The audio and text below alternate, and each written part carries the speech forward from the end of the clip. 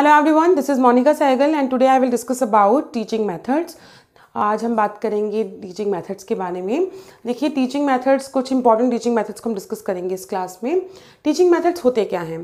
Teaching methods that means एक technique जो teacher use करता है अपने जो कंटेंट उन्हें समझाना है या जो भी कम्युनिकेशन प्रोसेस इंक्लूड करनी है उसे कन्वे करने के लिए। तो टीचिंग मेथड्स अगर हम इसे बांट दें, दैट मीन्स ड्यूरिंग टीचिंग आप जो टेक्निक यूज़ कर रहे हैं, जो मेथड यूज़ कर रहे हैं, उसे हम कहेंगे टीचिंग मेथड्स। तो कुछ 10 टीचिंग मेथड मैंने यहाँ इंक्लूड किए हैं। वन बाय वन हम डिस्कस करेंगे। यूजीसी नेट एजुकेशन पेपर हम डिस्कस कर रहे हैं, उसी का ही पार्ट है, और पेपर 1 का भी इंपॉर्टेंट पार्ट है टीचिंग मेथड्स, और पेपर 2 एजुकेशन में टीचिंग मेथड इंपॉर्टेंट है। देखिए, सबसे पहले बात करते हैं स्टोरी टेलिंग मेथड्स की। देखिए, स्टोरी टेलिंग जो नाम है वही मतलब है स्टोरी टेलिंग, कि आप एक स्टोरी की फॉर्म में आप अपना मैसेज कन्वे कर रहे हैं।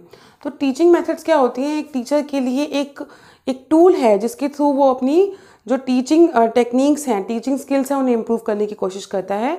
यूजुअली टीचर्स एक से ज़्यादा मेथड्स को यूज़ करते हैं, इसलिए इनके बारे में समझना बहुत इंपॉर्टेंट है। सबसे पहले बात करेंगे स्टोरी टेलिंग मेथड्स, जिसमें टीचर स्टोरी टेलिंग के मीडियम से, कि आपको कोई एक स्टोरी सुनाई जा रही है, यूजुअली बच्चों के लिए ये चीज़ें यूज़ की जाती हैं, जिससे आपकी कॉन्सेंट्रेशन इंप्रूव होगी, आपकी इमेजिनेशन पावर इंप्रूव होगी, आप एक स्टोरी के फॉर्म में चीज़ों को समझेंगे। यूजुअली टफ जो टॉपिक होते हैं उनको आप स्टोरी की फॉर्म में समझा सकते हैं, निमोनिक्स यूज़ कर सकते हैं, जिसमें आप स्टोरी टेलिंग करके आप ये टेक्निक यूज़ करेंगे। अब इम्पॉर्टेंट क्या है, कौन स्टोरी टेलिंग कर रहा है? टीचर। तो ये टीचर ओरिएंटेड मेथड है। क्वेश्चन आ सकते हैं कि कौन से ऑप्शंस दे दिए कि कौन सा मेथड किस में टीचर जो है वो एक्टिव रोल प्ले करेगा। तो स्टोरी टेलिंग में टीचर एक्टिव रोल प्ले करेगा, क्योंकि वो टीचर आपको स्टोरी सुना रहा है और बच्चे बैठकर सुन रहे हैं। तो यूजुअली आपने देखा होगा कि कोई भी आपको जो फैक्ट्स समझाए जाते हैं, ठीक है, तो वो आप स्टोरी टेलिंग की हेल्प से समझा सकते हैं। उसके पीछे एक स्टोरी सुना दी। और सबसे इम्पॉर्टेंट बात है, किसी भी मेथड में, चाहे आप कोई भी मेथड यूज़ कर रहे हैं, वापस आपने कंसेप्ट पे आना है। चाहे आप स्टोरी टेलिंग करें, चाहे लेक्चर करें, चाहे क्वेश्चन आंसर करें, लेकिन वापस किस पर आना है? आपने घूम फिर कर जो कंसेप्ट आपने, जो कम्युनिकेशन प्रोसेस में जो मैसेज है वो कन्वे करना है, तो उस पर आपने रिटर्न होकर आना है। तो स्टोरी टेलिंग में आपको स्टोरी की फॉर्म में टीचर आपको टीच करेंगे, और जिसमें टीचर का एक्टिव रोल प्ले होगा, और जिसमें बच्चों की इमेजिनेशन पावर, कॉन्सेंट्रेशन इंप्रूव होती है। अब कुछ ड्रॉबैक्स भी होंगे अगर कोई मेथड है तो। ड्रॉबैक यही है कि बच्चे जो हैं पैसिव लर्नर्स हैं, वो सुन रहे हैं बस, वो एक्टिवली पार्टिसिपेट उसमें नहीं कर रहे। इंपॉर्टेंट क्या है कि उन्होंने कॉन्सेंट्रेशन है, उनके वो कॉन्सेंट्रेशन उनकी डेवलप्ड होती है।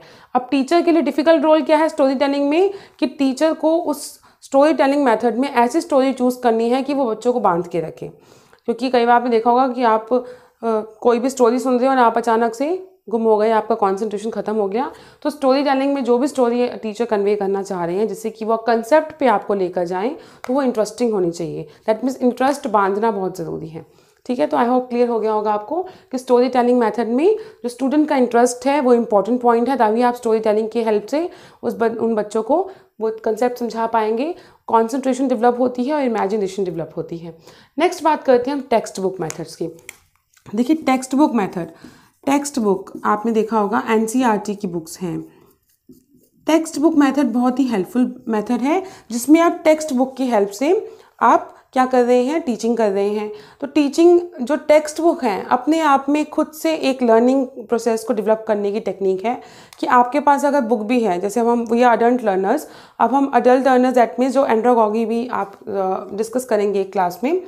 Pedagogy means child learning, andragogy means adult learning, जिसमें हमें कोई टीच नहीं कर रहा, हम बुक लेकर खुद बैठ रहे हैं और हम बुक्स को समझना शुरू करते हैं। तो टेक्स्ट बुक एक इफ़ेक्टिव मेथड इसलिए है कि बच्चों की एज के हिसाब से, उनके इंटरेस्ट के हिसाब से, और कम्युनिकेशन की कौन सी कम्युनिकेशन टेक्निक यूज़ की जाए उसके हिसाब से टेक्स्ट बुक को डेवलप किया जाता है, जिससे कि बच्चे सेल्फ लर्निंग भी कर पाएँ, अपने आप से भी समझ पाएँ, और टीचर के लिए एक सोर्स आ जाता है कि उसे क्या टीच करना है। ठीक है, टेक्स्ट बुक बहुत ही इफेक्टिव मेथड है, जिसमें टेक्स्ट बुक के थ्रू आप टीच करते हैं। जैसे एनसीईआरटी की टेक्स्ट बुक है तो उसमें 6 स्टैंडर्ड तक 7 स्टैंडर्ड तक क्या सिलेबस होना चाहिए, कैसी लैंग्वेज होनी चाहिए, कैसे कैसे कंटेंट होने चाहिए, ये सब चीज़ें इंक्लूड की गई हैं। तो टेक्स्ट बुक जो है बहुत ही इंपॉर्टेंट मेथड है जिसमें आप टेक्स्ट बुक की हेल्प लेंगे और थ्रू टेक्स्ट बुक आप टीच करेंगे। कंसेप्ट फॉर्मेशन जब स्टार्ट की जाती है, आप इंग्लिश में ग्रामर स्टार्ट करेंगे तो आप टेक्स्ट बुक की हेल्प लेते हैं। तो बहुत सारी चीज़ों में टेक्स्ट बुक बहुत इंपॉर्टेंट रोल प्ले करता है। साइंस के कंसेप्ट में आपको बुक की हेल्प की ज़रूरत होगी। तो टेक्स्ट बुक क्या है, एक इफेक्टिव मेथड है जिसमें किससे टीच किया जाएगा, थ्रू टेक्स्ट बुक। क्योंकि टेक्स्ट बुक क्या है, आपके लिए एक आइडियल सोर्स है जिसके थ्रू आप टीच करेंगे और ऐसा सोर्स रिलायबल होना चाहिए। आप गलत टेक्स्ट बुक से टीच नहीं कर सकते। तो टीचर का ये काम है कि अच्छी टेक्स्ट बुक को रेफर करें स्टूडेंट्स को। आपने यूजुअली देखा होगा कि बहुत सारी बुक्स पब्लिश होती हैं लेकिन कुछ ही बुक्स स्कूल्स में और कॉलेजेस में दी जाती हैं। तो उन बुक्स को की रिलायबिलिटी और वैलिडिटी को चेक किया जाता है, क्या ये रिलायबल सोर्स हैं, जो इस बुक में आंसर्स लिखे हैं वो रिलायबल हैं। रिलायबल मीन्स कि अगर उस क्वेश्चन का आंसर सेम आ रहा है, सेम आना चाहिए हर बुक के हिसाब से, कैलकुलेशन सेम होनी चाहिए, कि चेंज नहीं होनी चाहिए रिलायबिलिटी उसकी, आप रिलायबल सोर्स पे ही रिलाई करेंगे। तो टेक्स्ट बुक के लिए इफेक्टिव टेक्स्ट बुक का होना एक अच्छा सोर्स माना जाएगा जिसमें टीचर कैसे टीच करेंगे, थ्रू टेक्स्ट बुक। एग्जाम्पल के तौर पे आप एनसीईआरटी ले सकते हैं। ड्रॉबैक की बात की जाए तो ज़्यादा ड्रॉबैक्स नहीं है इसके, सिर्फ ये है कि आप बुक की हेल्प ले रहे हैं, अपनी क्रिएटिविटी को डेवलप नहीं कर रहे। अदरवाइज़ क्या है कि टेक्स्ट बुक आपके लिए एक रिलायबल सोर्स है लर्निंग का, टीचिंग लर्निंग में लर्निंग का अच्छा रिलायबल सोर्स है। बच्चे अपनी टेक्स्ट बुक की हेल्प से खुद भी सेल्फ लर्निंग कर सकते हैं। फिर आता है आपका लेक्चर मेथड। धीरे धीरे इंप्रूवमेंट की तरफ जा रहे हैं। स्टार्टिंग में स्टोरी टेलिंग, जैसे गुरुकुल होते थे, एक स्टोरी सुना दी और कंसेप्ट फॉर्मेशन हो गई। फिर बुक्स आने लग गई कि बुक्स की हेल्प से आपको टीच किया जा रहा है। अब आता है आपका लेक्चर मेथड। देखिए लेक्चर मेथड को ट्रेडिशनल मेथड भी कहा जाता है, चॉक एंड टॉक मेथड भी कहा जाता है। लेक्चर मेथड बहुत ही पुराना मेथड है जिसमें क्या किया जाता है, एक लेक्चर दिया जाता है, इसे traditional method. Chalk and talk method, chalk and talk that means I am writing with this pen, इसको आप ट्रीट करेंगे as a chalk and talk, और साथ साथ में क्या कर रही हूँ, बात कर रही हूँ, आपको लेक्चर दे रही हूँ। तो चॉक एंड टॉक मेथड भी कहेंगे इसे। और it's a very traditional method, जो ट्रेडिशनल मेथड है जिसमें थ्रू लेक्चर आप टीच करेंगे। तो लेक्चर मेथड में टीच कौन कर रहा है, टीचर कर रहा है। तो कैसा मेथड हो गया ये, टीचर ओरिएंटेड मेथड हो गया, जहाँ पे एक्टिव पार्टिसिपेशन हो गया टीचर का और जो लर्नर है वो पैसिव लर्नर्स हो गए। तो यही बस इसका एक ड्रॉबैक है कि लर्नर जो है वो पैसिव लर्नर है, वो सिर्फ लेक्चर मेथड में सुन रहे हैं, जो टीचर है वो टीच कर रहा है। अगर लेक्चर मेथड आपका इफेक्टिव होगा तो आपकी टीचिंग लर्निंग इंक्रीज हो जाएगी, अच्छी हो जाएगी। अगर लेक्चर मेथड आपका बोरिंग होगा, इंटरेस्टेड नहीं होगा, तो बच्चों को कुछ समझ नहीं आएगा, क्योंकि वैसे भी वो पैसिव लर्नर है, तो उनका कंसेप्ट जो है फॉर्मेशन नहीं होगी। तो लेक्चर मेथड का सबसे इम्पॉर्टेंट पॉइंट ये है कि ड्यूरिंग लेक्चर मेथड आपको स्टूडेंट्स का इंटरेस्ट बना कर रखना है। स्टोरी टेलिंग और लेक्चर मेथड दोनों कुछ हद तक सेम है, बस स्टोरी टेलिंग में आप स्टोरी सुनाते हैं किसी ना किसी तरीके से, लेक्चर मेथड में आप कंसेप्ट फॉर्मेशन की तरफ जाते हैं for the help of lecture.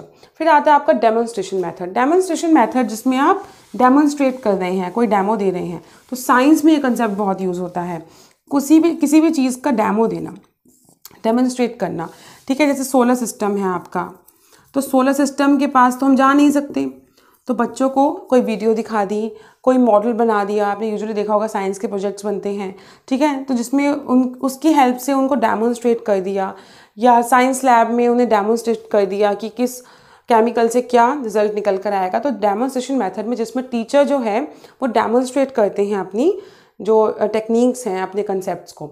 फिर बात आती है ट्यूटोरियल मेथड। ट्यूटोरियल मेथड जो है जिसमें आप 2 ग्रुप्स में इसको डिवाइड करेंगे। ट्यूटोरियल मेथड में एक तो होगा आपका होमोजीनियस ग्रुप, एक होगा आपका हेट्रोजीनियस ग्रुप। होमो मीन्स सेम, जिसमें सेम टाइप के लोगों को आप इकट्ठा कर देंगे। हेट्रोजीनियस में आप डिफरेंट जो पार्टिसिपेंट हैं उनको एक तरफ कर देंगे। तो होमोजीनियस हेट्रोजीनियस 2 टाइप के आपके ग्रुप होंगे जिसमें आप ट्यूटोरियल्स देंगे। ठीक है, ट्यूटोरियल्स आपने देखा होगा जिसमें आप कोई कंसेप्ट जो है समझा रहे हैं, ये होगा किसमें, ग्रुप फॉर्म में होगा। ट्यूशन्स इसका एग्जांपल हो सकती हैं। आपने अकाउंट्स की एक ट्यूशन ले ली तो अकाउंट्स के ही स्टूडेंट्स हैं सारे, या एक में आपने इंग्लिश लैंग्वेज है, 12th में अगर आपकी इंग्लिश लैंग्वेज है तो उसमें अकाउंट्स के भी बच्चे हैं, साइंस के भी हैं, तो आपने हेट्रोजीनियस ग्रुप बना दिया। दैट मीन्स ट्यूटोरियल में आप ट्यूटोरियल टेक्निक्स सिखाएंगे, किसी भी चीज़ को ट्यूटोरियल सिखाएंगे। आप कोई भी मान लीजिए कोई मशीन लेकर आते हैं नहीं, और आपको उसका ट्यूटोरियल ट्यूटोरियल चाहिए तो आप उस ट्यूटोरियल की हेल्प से आप यूट्यूब पे वीडियो देखते हैं या कैसे भी आप सीखते हैं, दैट मीन्स आपने उसको हाउ टू यूज़ कैसे करेंगे, उसे हाउ टू यूज़ इसका आता है आंसर कि हाउ टू अप्लाई और how to use tutorial method. चलिए अब इसके बाद करते हैं क्वेश्चन आंसर मेथड की। नाम क्या है? Question answer. तो वही है इसमें जिसमें अब टीचर भी आपका एक्टिव है और लर्नर भी एक्टिव है, ठीक है, पैसिव कोई नहीं है, क्योंकि दोनों क्या कर रहे हैं आपस में क्वेश्चन आंसर कर रहे हैं। किसी एक स्टूडेंट ग्रुप में भी आप क्वेश्चन आंसर टेक्निक यूज़ कर सकते हैं, या टीचर और लर्नर दोनों के लिए भी क्वेश्चन आंसर टेक्निक यूज़ हो सकती है, जिसमें टीचर और लर्नर दोनों एक्टिव मोड में रहेंगे। फिर आता है आपका डिस्कशन मेथड। इसमें भी डिस्कशन के थ्रू आप कंसेप्ट फॉर्मेशन करेंगे। डिबेट्स इसका एग्जाम्पल है, या कोई एक टॉपिक दे दिया एक पर्टिकुलर ग्रुप को और आपको बोला कि आप इस पर डिस्कशन कीजिए, तो इसमें भी जो दोनों पार्टिसिपेंट हैं वो एक्टिव रहेंगे। तो डिस्कशन मेथड में क्या होता है, आपकी क्रिएटिविटी निकल कर आती है, आपकी लीडरशिप क्वालिटीज़ निकल कर आती हैं, आप बोलना सीखते हैं 4 लोगों में और आपको पता लगता है कि आप कहाँ गलत थे और कहाँ नहीं थे। एक बार मैंने आपको पहले भी बताया था कि जब आप डिबेट में पार्टिसिपेट करते हैं, किसी पर्टिकुलर टॉपिक पे आप डिबेट करेंगे किसी एक फॉर्म में, तो वो कंसेप्ट आपको याद रहते हैं, क्योंकि उस वक्त आपने कुछ रटा हुआ, कुछ सीखा हुआ नहीं बोला, अपने माइंड से अपने कंसेप्ट्स को निकाला। तो डिस्कशन मेथड बहुत ही इंपॉर्टेंट मेथड है, स्कूल्स में कॉलेजेस में से यूज़ किया जा रहा है ताकि बच्चों की क्रिएटिविटी और लीडरशिप क्वालिटीज़ निकल कर आएँ, और कंसेप्ट फॉर्मेशन बहुत अच्छा होता है। Heuristic method, discovery method and project method, ठीक है, ये बहुत ही इंपॉर्टेंट मेथड है, चाइल्ड लर्निंग बेस पर इंपॉर्टेंट है। Heuristic method, discovery method and project method. Heuristic method जिसमें आप क्या करेंगे, ह्यूरिस्टिक मेथड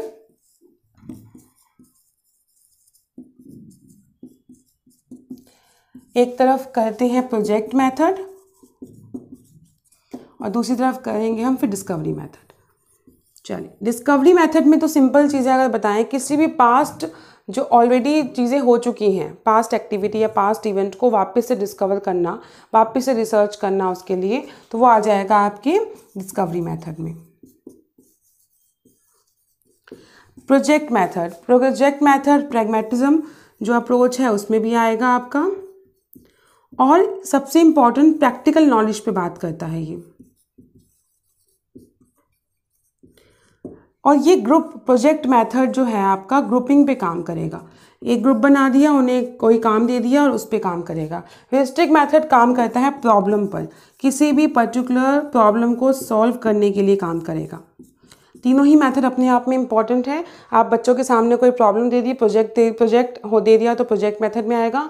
किसी प्रॉब्लम के सोल्यूशन पे काम करने को बोल दिया तो ह्यूरिस्टिक मेथड। और प्रोजेक्ट में आप हमेशा याद रखना ग्रुप में काम होगा, कोई भी प्रोजेक्ट आप अकेले नहीं बनाएंगे, ग्रुपिंग में करेंगे। और डिस्कवरी मेथड ये भी प्रॉब्लम ओरिएंटेड है, लेकिन ह्यूरिस्टिक में प्रॉब्लम ओरिएंटेड मेथड इसलिए कहा गया क्योंकि इसमें प्रॉब्लम पर ही काम किया गया, ना कि प्रोजेक्ट्स पे। प्रोजेक्ट मेथड में क्या करेंगे, आप प्रोजेक्ट को सॉर्ट आउट करेंगे, कोई न्यू प्रोजेक्ट है आपको दे दिया। डिस्कवरी में आप कुछ नया डिस्कवर करने की कोशिश करेंगे, लेकिन ऐसे इवेंट जो ऑलरेडी हैपन हो चुकी हैं। तो ह्यूरिस्टिक मेथड जो प्रॉब्लम ओरिएंटेड और उसके सोल्यूशन पे काम करेगा। प्रोजेक्ट मेथड जो आपका प्रैग्मेटिज्म और प्रैक्टिकल नॉलेज पे बेस्ड है, जिसमें आप कुछ नया सीखेंगे। डिस्कवरी में आप पास्ट इवेंट को स्टडी करेंगे। तो ये थे आपके 10 मेथड। सबसे पहला था हमारा स्टोरी टेलिंग मेथड, जिसमें आप स्टोरी फॉर्म में कन्वे करेंगे अपनी टीचिंग को। टेक्स्ट बुक की हेल्प लेंगे, आज भी स्कूल्स और कॉलेजेस में टेक्स्ट बुक की हेल्प ली जाती है, ठीक है। लेक्चर मेथड, कॉलेजेस में लेक्चर मेथड अप्लाई किया जाता है, स्कूल्स में भी होता है। आपके लिए बहुत सारी ऐसी फैकल्टी बुलाई जाती है जो आपको किसी अच्छे टॉपिक पर, एक पर्टिकुलर टॉपिक पर लेक्चर देते हैं और आप उन्हें ग्रैब करते हैं। डेमोन्स्ट्रेशन में आप डेमोन्स्ट्रेट करेंगे, समझाएंगे, सामने आपको टीचर जो है वो एक्टिव पार्टिसिपेशन होगा और डेमोन्स्ट्रेट करेगा। ट्यूटोरियल में आप 2 टाइप के ग्रुप बनाएंगे, होमोजीनियस एंड हेट्रोजीनियस, और आपको ट्यूटोरियल्स देंगे उन चीज़ों के लिए, हाउ यूज़ होता है इसमें, कि कोई पर्टिकुलर चीज़ का ट्यूटोरियल कैसे होगा, उसे कैसे सॉर्ट आउट किया जाएगा। Question answer method, question answer में आप दोनों ही पार्टिसिपेंट जो होंगे, टीचर और लर्नर, एक्टिव होंगे।